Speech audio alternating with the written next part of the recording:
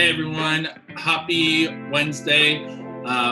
Today on another episode of the Players Experience podcast, we have a special edition episode for this week as well as next week. We have a couple 2021 Tokyo Olympian athletes coming to you to chat about their experience of what they're looking forward to for the games, what they've been training for, and so much more. So on today's episode, we have Kaylin Whitney, who is going to be competing in the 4x4 women's track.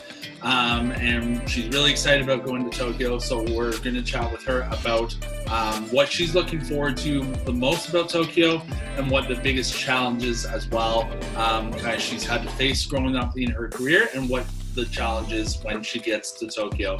Before we bring Kaylin onto the show, we of course want to give a shout out to our production team, Jay Solti Photography and Vicmar Productions, for the work that you see every week on the show, as well as shout out to 19 Marketing for their work on our production for our t-shirts and hats that are now available.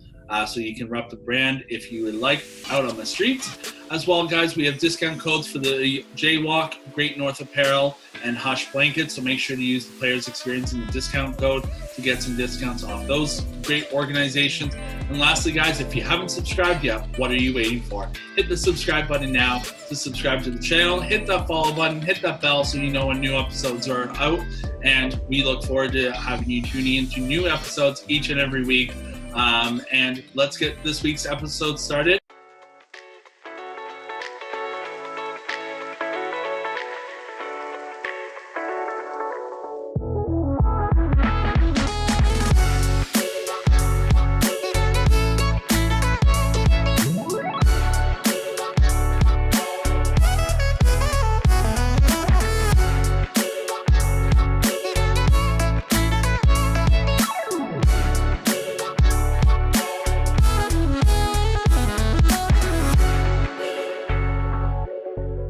With getting Kaylin on to talk about what she's looking forward to with Tokyo. Yo, Kaylin, what's up? How are you? Doing well. How about yourself? Good. Thank you so much for being on the show in such like a hectic time for you. We're going to get into your Tokyo journey shortly, but how are you? How's everything with the pandemic? How's training going? Yeah, I mean, everything's going super well, man. I mean, I was at trials for, 2 weeks, and then I was home for a day and a half and actually head over to Europe to run a couple meets before I got back and started training again for the game. So we leave out of here in about 11 days or so. So we're just, getting back into the swing of things, getting some good training before we leave. And I'm just super excited. That's awesome. Hey, I'm excited for you. And after you win that gold medal or any medal, regardless, you got to come back on the show and tell us how. Absolutely. Absolutely. Well, awesome. Let's get right into it. I started off every segment with a segment of my own called Rapid Fire. So I'm going to shoot off 4 rapid fire questions at you. Just first thing to come to mind, just spit them out. So what is your favorite time of day? My favorite time of day is when the sun sets. We live in an apartment, and we face when the sun sets every night. So it's just super peaceful to go out and just sit and watch the sky change colors and stuff. But yeah, definitely sunset time. That's incredible. That must be like the best view to go to bed to, like every time. Definitely, every day. What is the strangest thing in your fridge right now? Oh, good question. Probably copious amounts of sriracha. I'll go to the store and forget I have some at home. So I have 4 bottles in the fridge of sriracha. So there's no shortage over here. Oh, that's incredible. What is, obviously you're busy training, but what is a TV show that you're currently watching? Oh, The Office has a grip on me, man. I will rewatch that show over and over and over. And it's funny because it used to be on Netflix for a while. Yeah. And then it got taken off and they moved it to the NBC streaming service. So when I was at trials, my roommate, she wanted to watch me run. So I was like, oh, download Peacock, it's on there. And so along with it was The Office. So I was like, oh, nice surprise to come home to. So I actually just restarted The Office from the beginning yesterday. So I'm just loving life right now watching that. That's great. I have only ever watched 2 episodes of The Office. Really? I've never got into it, but I may have to. It's the, I don't know, I guess the dry humor for me, it tickles me sometimes. So Now, what would be another sport that you would want to compete in outside of track? Good question. What would I like to compete in? I mean, growing up, like I always thought I'd like to play like basketball. I thought that was always super cool. But probably something like in the winter games, just to it'd be cool to do the double in the future potentially. So I know bobsled's pretty cool to do. Skeleton's badass too. But probably one of those. Yeah, I had John Montgomery on the show a few months back, and he said like how much bobsledding or skeleton, sorry, is so much fun. So like, hey, he's the man to go to if you definitely. So where did the passion for track and athletics start for you? So I've been running track and field since I was 7 years old. I actually kind of got put into it. It was like a field day. I was in kindergarten at school, and there was this race where you had to, race with this egg on a spoon, around some cones. And I ended up beating all the boys in my class and every other class in the school. And so my dad, who actually ran track in college at University of Arkansas, he was there and he saw it and he was just like, oh, we got to put her in track. And so like, honestly, since then, like it's pretty much the only sport I've ever done outside of like, basketball in middle school and stuff. But, we used to just join, little club teams around here. I mean, AAU track, youth track is huge in Florida. So, I mean, every weekend, every Saturday we were spent at a track meet, sun up to sundown, and it just never left. It's something that I grew up, just having a lot of fun doing, and I've just never lost that passion for it. That's I remember those races, and those were so much fun, but I was definitely not one to hold the egg on the spoon for much longer than like 3 feet at most. Right. Now, talking about high school and the start of your career, you started to make a name for yourself when you set the national high school record for time in the 100 meters. Following that, you were named High School Athlete of the Year in 2014 after breaking more records in both the 100 meter and 200 meter at just the age of 14. What was the motivation, passion for you to see like all your hard work and dedication pay off, like from starting at 7 to 14 and just kind of building that name behind you? It was just awesome. I mean, like I said before, it's just something I've always had fun doing, and I just kind of kept it really simple like that. Just you have fun what you're doing. You never feel like you're working a day in your life. And I mean, obviously, trust me, like it's hard. Days are hard, workouts are hard. You have to sacrifice a lot of things with your friends and your family. But when you have a true passion for something, and to just see kind of all your hard work kind of build up to this pinnacle moment you've been working so hard for, and to accomplish that, it's just like a feeling you rarely can come across. So you strive every day to feel that again. And, honestly, from then it was just like, okay, what else can I do? And, my dreams just got bigger and bigger from then. And now we're here. So it's a pretty awesome feeling. That's incredible. And yeah, it's definitely like you have to sacrifice the beer nights out with the girls and the nights, and especially living in Florida. I've never been to Florida. I've been once when I was 3, so I got to revisit Florida. But I bet like some parties are wild down there for sure. Oh yeah, for sure. It's definitely tempting, but all that stuff's always going to be there. You can only be an athlete for so long, so take advantage. Oh, exactly. And we're going to talk about the Athletes Village when you get to Tokyo, because like there's the party there itself as well, right? So. Oh yeah, it's crazy because like I'll sit at home when I have some free time, and I'll like look up videos of like the village or just like how the games is designed, because I'm just so geeked about it, man. Like I'm so excited. No, and you should be. That's a huge like. I wish I was going just to watch, but like, dude, I know that when they announced like no fans, I was just like, dang, dude, like, why? But it's all right, I just gotta make another team in the future, and hopefully everybody can come and watch that. So exactly. So in 2014, on top of being named High School Athlete of the Year, you won 2 golds and a bronze at the Oregon World Junior Championships, and would follow that year up with that's obviously has to be your stellar year so far in your career, right? But then in 2015, you go to the Pan American Games in Toronto, where I'm from, and then you win gold there as well. What were those games like for you, and what was the biggest experience you took away from those 2 separate events? So I mean, World Juniors it was my first like team I've ever made ever. It was my first like international competition. So to be able to kind of go there and like medal in all the events I competed in was just super awesome. I honestly think the medal I'm most proud of is like my 100-meter medal, even though it's like a third place. Like, it's just an event that like wasn't really in my strong suit. So to be able to do that and like be my first like, medal on the global stage is just something really special to me.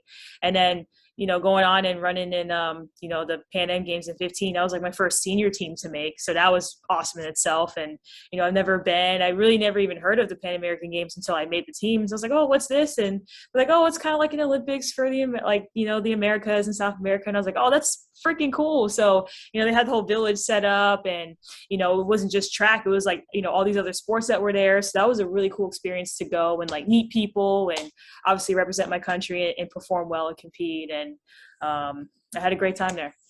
That's awesome. That's good to hear. Yeah, I got to check out some of those games, and like I'm a big baseball guy myself, so it was cool to see the baseball side of things, because I actually live in Durham, so just east of Toronto, where the games were being held. So I was like, perfect. Scroll down like 10 minutes down my street, like get some ball. But have you been back to Toronto since those games? I have not. I definitely need to take a visit soon, because, the way they had us set up, we were like right in downtown. So we were able to leave and walk around and see some things. And everyone was just super nice and welcoming. And I know the city is huge, so I know there's so much more to explore out there. Well, when the pandemics end and when you celebrate from Tokyo, we're going to celebrate up in here, and we'll get you here for a visit. Absolutely. So, now, out of the 100-meter, 200-meter, and 4x100-meter relays, which would you say is your favorite competition to compete in, and why? Relays are fun, man. Track is such an individual sport, and a lot of times you're just such in this competitive mode because it's just you running, so to be able to change that whole mindset of being competitive to being cooperative with your teammates. And on top of that, most of the times when you're running relays, you're running for your country. So that just adds a whole nother level of, pride to what you're doing and excitement. And so just to be able to bring forward great athletes together to bring the stick around is something super fun. People go crazy, when you watch it. So. Oh, I know the Olympic fans are just like among any fans. Like you look at Stanley Cup, you look at World Series, like nothing compares to the Olympic fans. Oh yeah, it's just to see all the different cultural backgrounds coming to it. Like people that travel from all over the world to see like one person compete, or just to get the overall experience. Like it's a whole tremendous outcome, and it's huge. And obviously, you won't be able to experience that to the full effect this year, but still, Olympics are the Olympics, So. Absolutely. And I'll definitely feel the love from everybody watching for sure. No, that's great. Now I have to ask you, being an Olympic or Canadian Olympian, and also like having your medals from the World Juniors or the World Championships and Pan American Games, where do you keep your medals? I've had some athletes that have said, I've kept them in Lululemon bags beside the dog toys. Okay.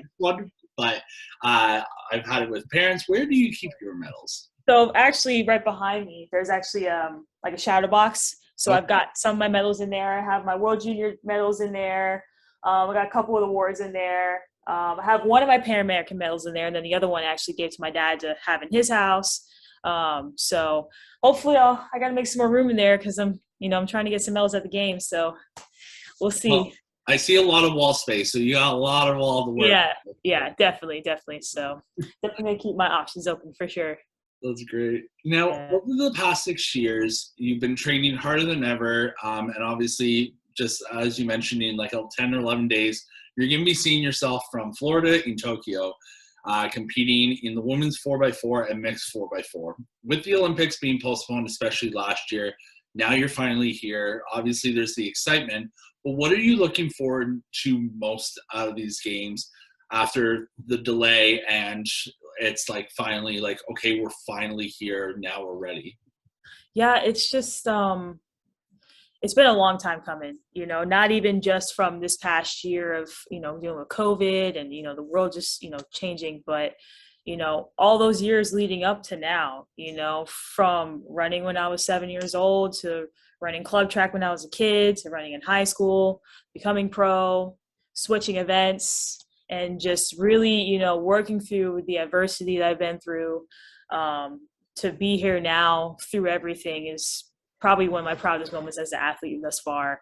And, I'm just so happy to be here, and I'm just super proud to be part of Team USA. And I'm so excited to go. Like, it's the Olympic Games. Fans are not, like, who else can say that they're going, and I know it takes such a lot of hard work to get to that point. And I'm so excited for every other athlete on the team who made it. And it's just going to be so much fun, man. I'm so excited to go.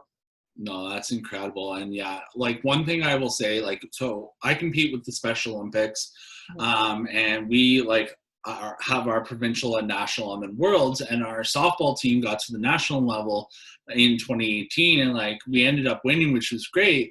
But the whole other aspect of it is the environment and what you experience outside of what happens on the field or on the track, right? Yeah, I mean, just to be able to be, like you said, around so many other people from every walk of life on the planet, to be around other cultures and to meet everybody. And, that's going to be one of my favorite parts too, is just to get into the village and just, see who's in there. And, I got people on my list who I want to take pictures with from other sports. So, hopefully I'll be able to meet some cool people in there. Oh, I'm sure you will. I mean, that's why the Athletes Village is such a party in itself. Like, you get to relax after a day, forget about the sport for like 2 hours. Right. And then I say 2 hours, like maybe it's an hour and a half, but like you get to still relax and just be able to chat. Like you saw I know there was a story I read where I think it was like the NBA playoffs or something, where there was some event where it was like you had a basketball player mixed in with a track star, mixed in with a swimming star, all just having like dinner and catching up and being like, yo, what's up? Like, how's your sport today? And like things like that, right? And that's all what it's about too. Absolutely. All right. So talking about your track team, who is on your team and who are you most excited to kind of compete alongside?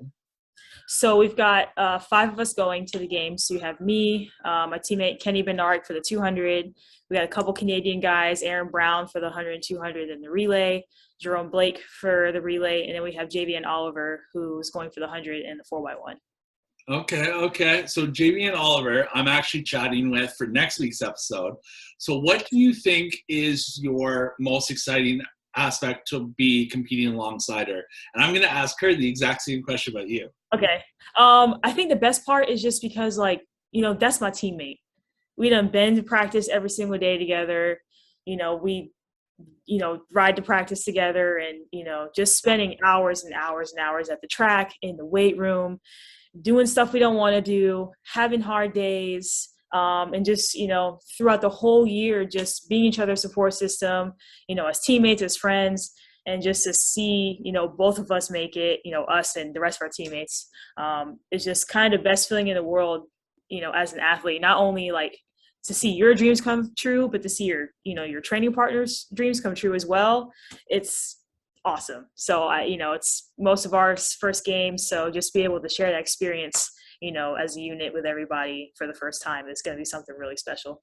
And what would be one of her biggest, I don't want to say quirks, but like something that stands out? Oh, man. Oh, oops. Give me a second. Oops. Her biggest quirks. Man, you're stumping me on this one. I don't know. She's just shy, I guess, to herself. But, she's really nice, like, obviously, once you get to know her and stuff. But really, reclusive to herself. So I'm sure all this will, have her come out her shell a little bit. And yeah. Awesome. Yeah. Now, with the excitement, obviously comes the nerves. What's the biggest challenge you think you're going to have to face, whether it's the protocols that are in place, not having the fans in the stands that you had mentioned? Like, obviously, there's going to be some local fans, but not like fans from the States. The competitors themselves, or just kind of like getting mentally prepared. What's going to be the biggest challenge for you? It's really just uncharted territory. I mean, it's my first Olympic team ever. So, it's just a bunch of unknown, but, and as an athlete too, I mean, you're always going to have nerves. I mean, at Olympic trials, that was the most nervous I've ever been in my whole life. I mean, the U.S. team is the hardest team to make for good reason. I mean, we have such a huge talent pool here. So, more often times, sometimes our trials are harder than the game. So to be able to go through that and, come out of that, with the result that I wanted, obviously gave me a lot of confidence going into the games. But, my coach always told me, when you are nervous, like, don't be nervous about things that are going to go wrong. Be nervous about things that are going to go right for you, because you put in the work, you put in the time, you're confident in your abilities, and you work so hard in practice to have fun at the track meet. So now it's just time to execute and have fun. And that's what I plan to do. Talking about your coach, and a lot of people have mentors in their lives that help push them to succeed. Who was that mentor for you? Was it like your coach, your parents? Who would that person be that's kind of like always stood by your side or in your corner? Definitely, my coaches, my family, my friends, my girlfriend has always just been there for me, even days when I felt like I was, the worst athlete ever because I had a bad training or I just didn't feel right.